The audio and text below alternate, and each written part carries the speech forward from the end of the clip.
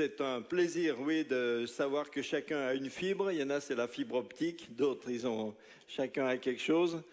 Moi, c'est la broderie, mais je n'ai pas essayé encore. Donc, ce soir, aujourd'hui, à cette heure-ci, puisqu'on ne sait plus quelle heure il est, et 11h moins 10. Et donc, je voulais parler d'un thème qui est un petit peu dans ma tête, un petit peu une suite, un complément de la précédente étude biblique qui avait été faite, qui disait que nous sommes assis en Christ dans les lieux célestes. Et donc, pour pouvoir vivre cette dimension spirituelle de joie, de grâce, de liberté dans le Seigneur, il faut évidemment être libre de certaines contraintes qui pourraient nous empêcher d'en profiter tout à fait librement, qui pourraient nous empêcher de bénéficier, de vivre dans notre héritage, d'être naturellement, pour revenir sur ce que Samuel disait, pour être naturel et naturel avec le Seigneur. Comme on est naturel les uns avec les autres, on est naturel avec le Seigneur. Et un des aspects qui peut nous empêcher de vivre pleinement et naturellement toute la dimension de cette vie dans le Seigneur, c'est ce qu'on appelle le légalisme.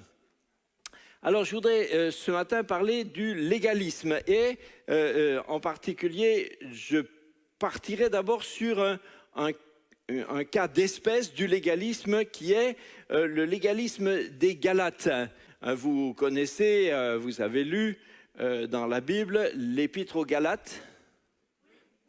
Est-ce que vous l'avez lu une fois? Si vous l'avez lu 2 fois, vous avez lu une fois et la deuxième fois, vous vous régalate. Bon, c'est... Ouais. Donc, on se galate une fois, on se régalate une deuxième. Je m'étonne que vous vous détourniez si vite de celui qui vous a appelé par la grâce de Dieu pour passer à un autre évangile. Est-ce qu'il y a un autre évangile? Ben non, évidemment, il n'y a pas d'autre évangile. Mais il y a des gens qui vous troublent et qui veulent corrompre l'évangile de Christ. Mais même si un ange du ciel venait pour nous annoncer un évangile qui serait différent de celui que nous vous avons prêché, alors que cet homme-là soit réservé à la colère de Dieu.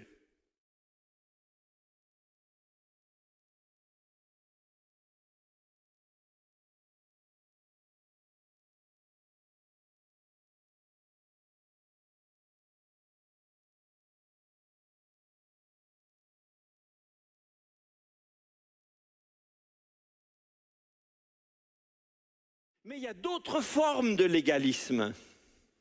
D'autres formes. Point numéro 4. Existe-t-il d'autres formes de légalisme qui pourraient arriver dans l'Église? Mais oui. C'est chaque fois qu'on met les chrétiens dans des cadres qui deviennent des règlements obligatoires, et quand ces règlements obligatoires conditionnent la relation avec Dieu, conditionnent l'obtention du salut, ou conditionnent le fait de le garder, etc. Et je dois dire que certaines églises, même dites évangéliques, sont quelquefois légalistes. Et que certains enseignants, certains conducteurs d'église sont quelquefois légalistes. C'est-à-dire qu'ils créent des parties de règlements, des corpus d'obligations ou d'interdits qui ne sont pas dans la parole de Dieu, qui sont créés et qui deviennent des obligations. C'est des formes de légalisme. Le gros problème, c'est que le légalisme comme ça dans l'Église en général, n'est pas énoncé comme ça. Dans ces églises, la plupart du temps, on prêche tout à fait l'évangile. Et on peut tout à fait un dimanche prêcher la grâce, enseigner sur la grâce, et le dimanche suivant, enseigner sur un tas de lois qui deviennent comme ça des éléments de légalisme. Donc le légalisme est plus souvent dangereux parce qu'il n'est pas manifesté ouvertement, mais qu'il devient une sorte, j'allais dire une sorte d'état d'esprit, une sorte d'ambiance.